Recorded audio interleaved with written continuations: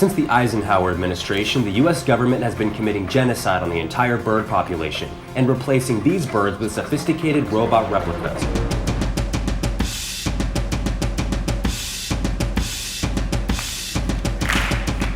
I consider myself to be an average American. I wake up in the morning, wash my car, and I have an avid disbelief in avian beings. Birds aren't real. The group believes all the birds in the United States have been killed by the government and have been replaced by government drones used to spy on the American people. They actually have protests. They don't even like Twitter, whose logo is a bird. Here are some of their followers outside the company's headquarters in San Francisco. Birds aren't real. Birds aren't real. So this is really satire. I mean, you don't really believe that that happened, correct? This is a satirical campaign to make the point that what? Honestly, it's kind of offensive. Hey guys!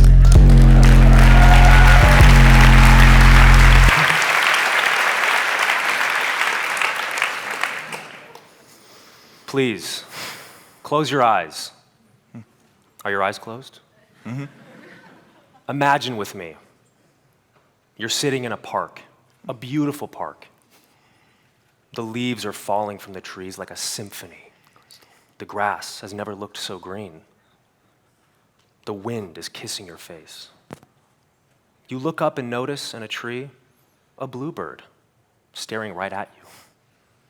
You think to yourself, my oh my, what a beautiful bluebird. But what if I told you that you were actually in grave danger? And you should not be thinking, my oh my, what a beautiful bluebird, but my oh my, how do I get out of here as fast as possible? Please, open your eyes. Welcome to the world that we live in. My name is Connor. And I'm Peter. And for the last 5 years, we've been traveling across the United States in a cargo van, claiming that between 1959 to 2001, the United States government killed every single real bird and replace them with robot replicas that look like, mimic, and act like real birds in every single way. Shocking, I know. Just breathe, remain calm. This is your first time hearing this. When we first heard this information, we were shocked. But you know what? We can tell you from experience that once you know the truth will set you free. Say it with us. Once you know the truth, the truth will set you free. It's a little term we coined. Yeah, we coined that term. Last year. Yeah. We call our movement Birds Aren't Real, okay? And at this point, you might be thinking, interesting. So Mr. and Mrs. Ted invited a couple conspiracy theory nut jobs on to talk about their conspiracy That doesn't sound theory. like Mr. Ted. This is a pretty serious event. But I can let you know that no, we are not serious. This is a satirical conspiracy theory, and we do not actually believe this. Okay? Peter here.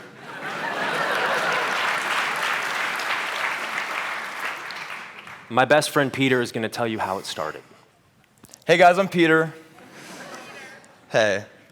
Now, you may be asking yourself, how does a satirical movement with thousands of members saying that birds are robots start? The answer is by accident. Totally by accident. One day, I was in Memphis, Tennessee, in the States. Before any of this, I was visiting a friend, and we were downtown hanging out, as kids do, causing some commotion, Yeah, kids some ruckus. hang out these days, I heard. And we noticed there was a rally happening. There was a march. There's people just rushing through the streets with signs. It was pretty intense. So we went to check it out. It turns out it was the Women's March of, I think, 2017, 2016. It's like a week before Donald Trump would be inaugurated as president of the United States. He was that businessman? Yes, it's a famous businessman from the United States. Okay, great. Now, it was pretty tense at the time in America, as you can imagine. And at the Women's March, it wasn't just the protesters present, there were also counter-protesters, some Trump guys who were antagonizing the marchers. It was pretty tense, and I'm not really sure what happened next, but I just thought it would be really funny if in the moment somebody were at the rally with a sign that had nothing to do with anything that was going on at this event. But before I knew it, I had a poster in my hands, and I had a Sharpie, and I just wrote the 3 most random words I could think of, which were, birds aren't real. And that's how this started. I was at a women's march, and I started walking around with this sign that said, birds aren't real. And as people would ask me, like, what does that mean? I didn't know what it meant, so I started making something up. I was like, it means that they're robots. They're robots in the sky. And the government killed all the real birds and replaced them with drone lookalikes. You couldn't tell the difference. Look at that bird up there. Prove to me that that's real. They couldn't. No one could. Still can't. Still cannot. I asked one of you to prove it to me. Now, I didn't think much of this day. It was a fun day. I had a good time. And I went back to Arkansas, where I lived, which was like 5 hours away from Memphis, where this whole women's march took place. Back home, about a week later, I started receiving videos from Memphis, Tennessee, where I'd been holding up the sign.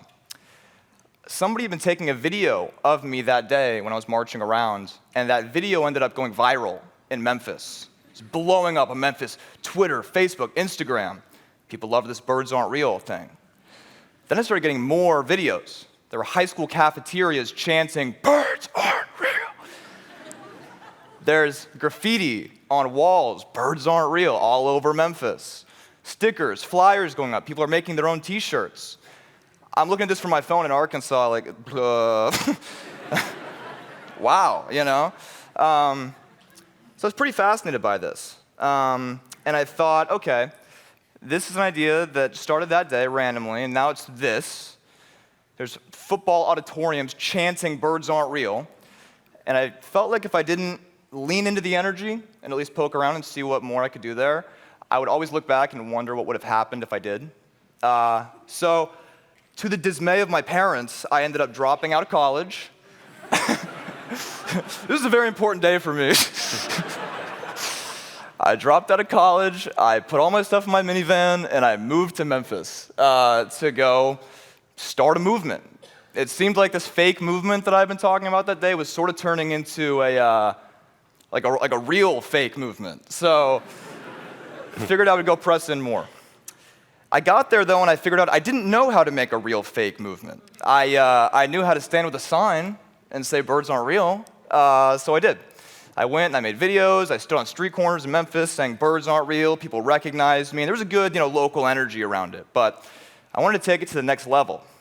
I wanted to get it here, So I reached out to my friend Connor for help. Everyone say hi, Connor. Hi, beautiful, beautiful Vienna audience. When your best friend calls you and asks you to help him start a conspiracy theory,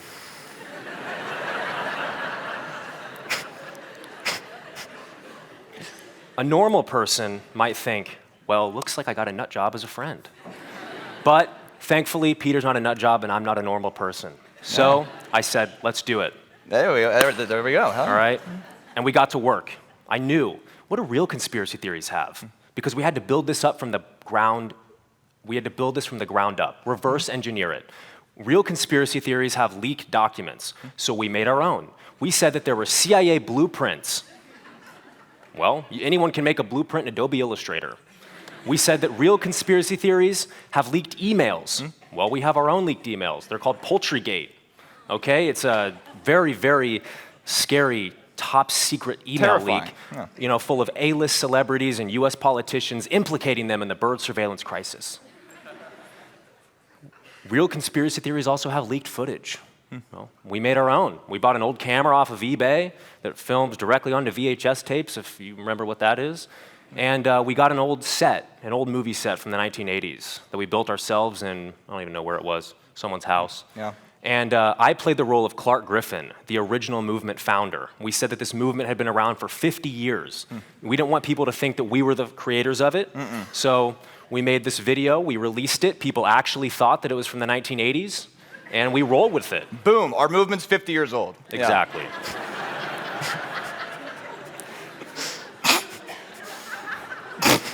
Literally. Real conspiracy theories also have a manifesto. So I sat down one night, I got a lot of coffee, and I wrote a 50-page manifesto. It's actually 50 pages long.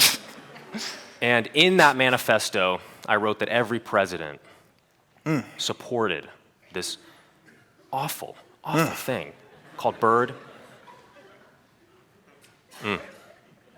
It just makes me tear up to think about. Every president supported this since 1959. Was it everyone? Well, everyone except for one president. Okay, now this one president, his name was John F. Kennedy.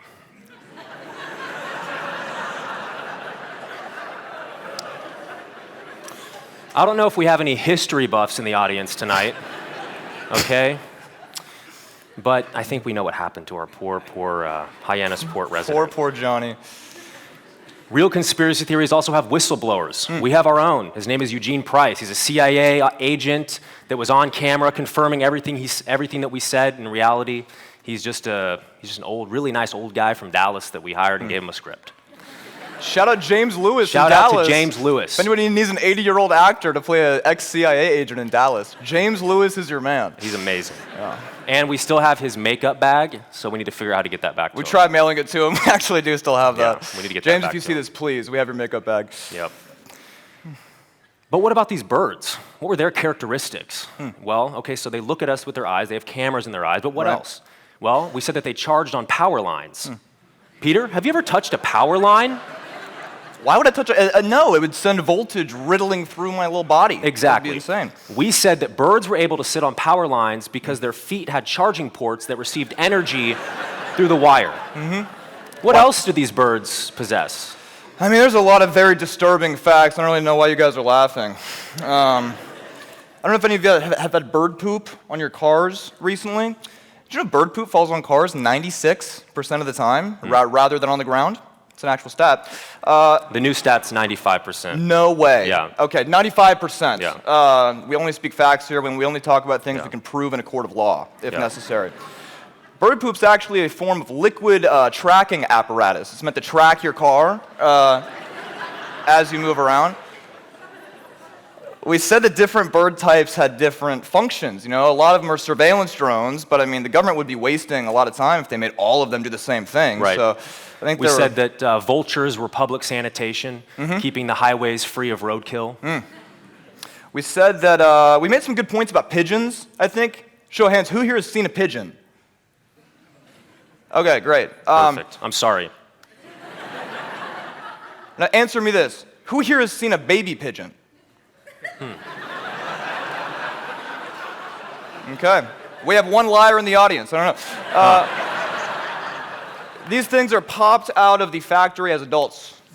Yep. No growth. No growth. Where are the babies? There's so many. We said that hummingbirds were attack drones, going after the government's most high-value targets. Stealthy. In the neck. Now, all of this idea construction couldn't just stay confined to the internet. We needed to take it to the real world. So now that we had mounds of evidence to back up our claims, Only facts. only facts, it was time to go buku. It was time to go crazy. We wanted to reach more mainstream audiences and get out of just Memphis. You know, we wanted to reach the whole nation with this. This is, after all, a crisis. Every single bird, 12 billion birds watching the people. So we decided we needed to get on a wider internet scale. We couldn't just stay on Memphis Facebook. We thought how to do this. Well, local news clips seem to go viral a lot. So we figured we'd go on the news in character as the bird truthers that we are and tell the news what was going on. Thing is, you can't just convince the news to let you on, so we decided to bait them first. We ended up putting up billboards in small cities around the US, cities where not much is going on. You know, the kind of cities where like a billboard could attract a news story. Sooner or later, we had multiple news stations from around the country asking for a spokesman from this new weird conspiracy movement to come on and talk about what was going on. I ended up going on, and it gave us an interview, which you may have seen a little clip of before, that boosted us up to a whole other level, okay? Can you all say a whole other level? You know, that's exactly where we were, so yeah. We went to a whole other level where we had hundreds of thousands of followers now, based off this news clip. It was a very powerful thing for us, very powerful missile in our arsenal. So now that we had all these people, they weren't just numbers on a screen, they were real people. So we wanted to mobilize them like that, like a real movement would, start something grassroots. So we began something called the Bird Brigade, our boots on the ground activism network. And as anyone who's worked in activism knows, that change happens on a local level. So by the time that we started the Bird Brigade, we had 100,000 Instagram followers, and we thought, how do we mobilize them? So we created the Bird Brigade, and the idea was simple. If you went to school, if you went to college or university, you could start your own Bird Brigade chapter. And we would send you flyers, stickers, and hats, and you would spread it out across all the campus, attract people, and have your own chapter. Well, these people started holding their own rallies. They had their own lectures and seminars in their classes. It was unbelievable, truly unbelievable. It was beautiful. True intellectuals at these colleges stood up. It was amazing. Yeah. By the time, maybe like, I don't know, like what was it, a couple months, we had over 500 chapters that had been started. A lot in every state in the U.S., every major city, the Bird Brigade was coming on strong. We had multiple chapters in the same cities. They were fighting over like territory. It was brutal. crazy. No, it was terrible. Yeah, we don't talk about that. Yeah, some bird truther on bird truther violence was horrible. Yeah. So we had all of these Bird Brigade chapters, but we knew what we needed to do next. Basically, we had started off in Memphis with a sign. People had rallied around us. People at college campuses were holding their own rallies. What we needed to do was go get in the middle of the energy like we did when we moved to Memphis in the first place. So we decided, what's more conspiracy than a conspiracy van? We wanted to get out on the road, get a van, put some satellites on top, covered in decals, letting people know what's up. Pigeons are liars. Birds charge on power lines. Bird watching goes both ways. Bird watching goes both ways. It's very sad. I don't know why you're laughing. We set out in our van, essentially turning the highway into an information highway. Get a little... Awesome. And from there, we went and met up with different college campuses all around the country. We threw rallies, and we had a pretty active movement going on. We'd pretty much stop in different cities. Things would escalate. So we decided to ramp things up a notch. We decided to take on the big media and big tech, the great evils of the world, and bird truthers. We started off with Twitter. We went to Twitter headquarters in San Francisco, California, brought 500 of our truthers out to Twitter headquarters front door, and protested their pro-bird logo.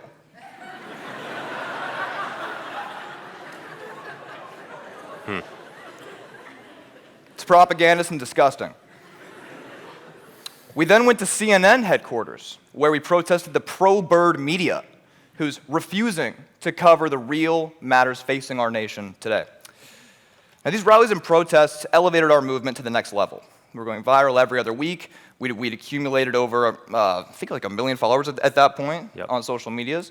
And we had very smart people, by the way. Yes, the highest IQ individuals in the world. The million highest IQ individuals are following us. And we had the entire country asking, what's going on with this movement?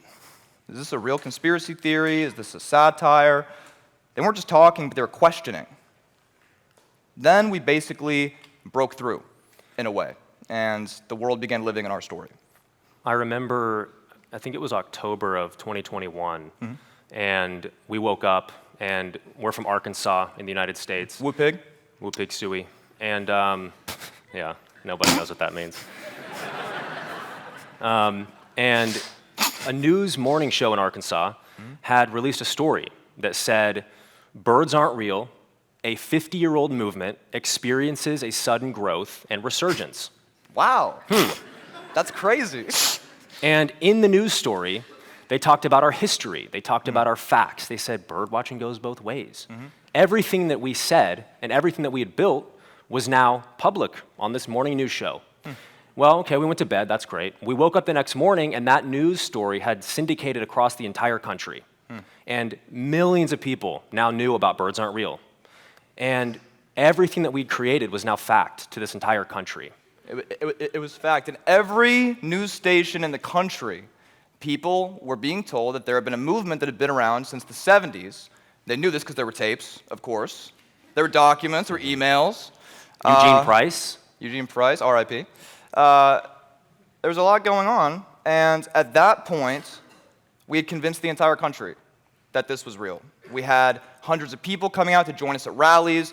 in an unspoken agreement that they would be in character just as we were in character, sort of where the audience is an equal participant in the performance as the performer. It was a really beautiful thing. To the people within the immersive experience, they knew what was going on, but the public did not. We had spent 4 years in character. We had convinced the nation. We had taken on Twitter. We'd taken on the government. It was time to come out of character.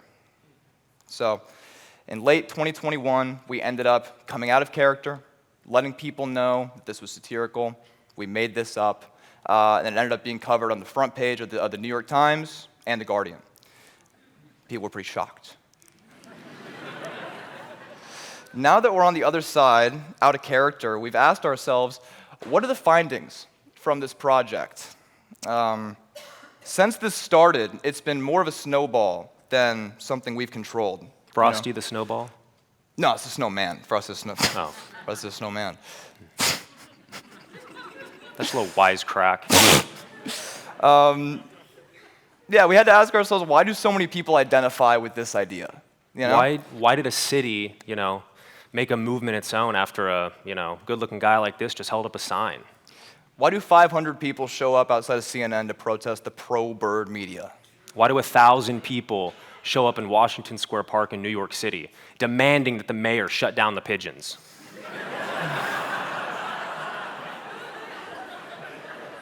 He has not yet. No. He will. We're fascinated by birds aren't real. We think it's more other people's job to dissect it and label it and intellectualize it, but I think we know one thing about this idea, which is that it invites people from all sides of the aisle, all walks of life, to come together for a moment and laugh at the lunacy and the absurdity rather than be overcome by it. We've talked about birds aren't real as a concept almost like an igloo in the age of misinformation, making shelter out of the same thing that's causing the chaos. People can come to our rallies, enter the thought world of conspiracy, post-truth, these things that are often very scary, but laugh at it for a second. We think in tense times, people are desperate for a release. It helps to relieve the pressure, even if just for a moment. I don't know if you've been in a tense room, things are a bit awkward. If somebody cracks a joke, it can help move things forward a bit, because people have something to unite on if just for a second. I think comedy helps us process and get through hard times, Let's hear it for comedy.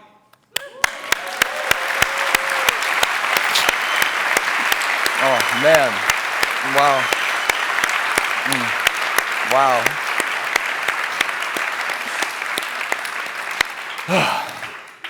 I think throughout it all, the past 4 years with this project have been fascinating. It's been amazing to see everyone just come together and really agree on one thing, finally. That from 1959 to 2001, the United States government killed all real birds and replaced them with drones that spy on us. Thank you.